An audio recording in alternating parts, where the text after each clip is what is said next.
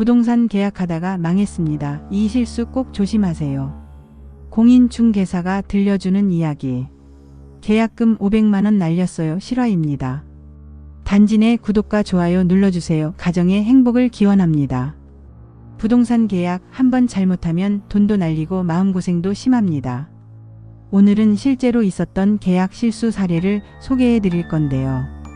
들으면 와 진짜 이렇게 당할 수도 있구나 싶을 겁니다. 특히 계약금 문제 이거 잘못하면 몇백, 몇천만 원이 그냥 날아갑니다. 끝까지 들으시면 여러분은 이런 실수 안 하실 수 있어요.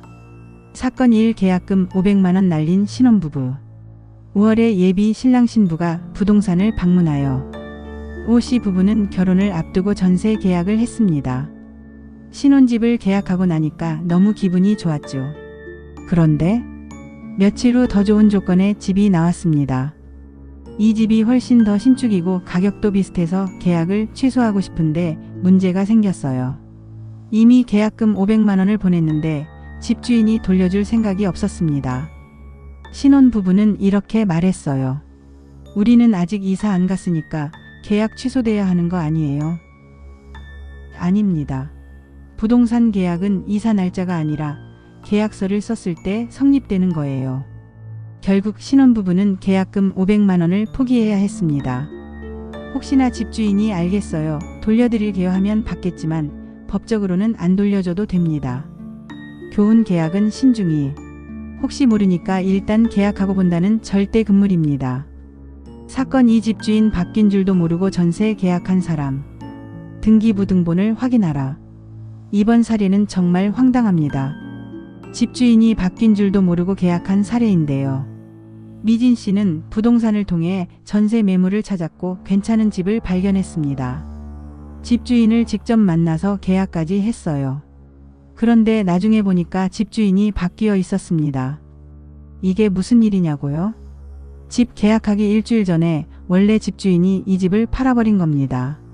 즉 부동산 계약을 한 오 씨는 이미 팔린 집에서 전세를 살겠다고 계약을 한 거죠. 그럼 어떻게 되느냐? 새로운 집주인은 나는 당신과 계약한 적 없습니다. 법적 분쟁이 발생하면 최악의 경우 계약이 무효가 될 수도 있어요. 물론 매매 전세 동시 진행 시 부동산 중개인을 통해 계약이 진행되기도 하죠. 하지만 교훈 계약 전에 등기부등본을 떼보고 계약 당일에도 한 번 더 확인하세요. 사건 3월세 3개월치 선납했다가 사기 당한 사례. 월세 사기 들어보셨나요? 한 대학생이 보증금 없는 월세방을 구했습니다. 집도 깔끔하고 가격도 적당했어요. 그런데 집주인이 이렇게 말합니다. 보증금이 없는 대신 월세 3개월치를 먼저 내야 합니다.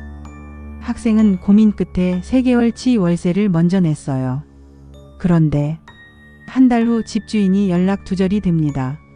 그 집을 관리하는 원래 집주인에게 연락했더니 나는 당신과 계약한 적이 없다. 뭐야? 그럼 계약한 집주인은? 알고 보니 집주인 행세를 한 가짜 세입자였던 겁니다.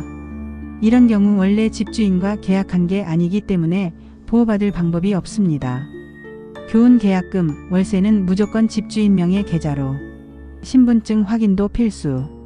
사건 4. 계약서 특약 없이 계약했다가 당한 사례. 꼭 넣어야 할 특약이 있다면 계약서 작성 전 협의하세요. 어 씨는 직장을 옮기면서 월세집을 구했습니다. 집도 괜찮고 계약도 잘 됐는데 문제는 이사 당일이었습니다. 이삿짐을 풀어보니 벽지 곳곳에 곰팡이가 심했고 싱크대 물이 제대로 나오지 않았습니다. 집주인에게 연락했더니 이전 세입자가 문제없다고 했어요 하고 발뺌합니다. 어 씨는 계약서에 집하자 보수 특약을 넣지 않았습니다. 특약이 없으면 법적으로 집주인에게 수리 요청을 강제할 방법이 없어요. 교훈 계약할 때는 반드시 특약 사항을 넣어야 합니다.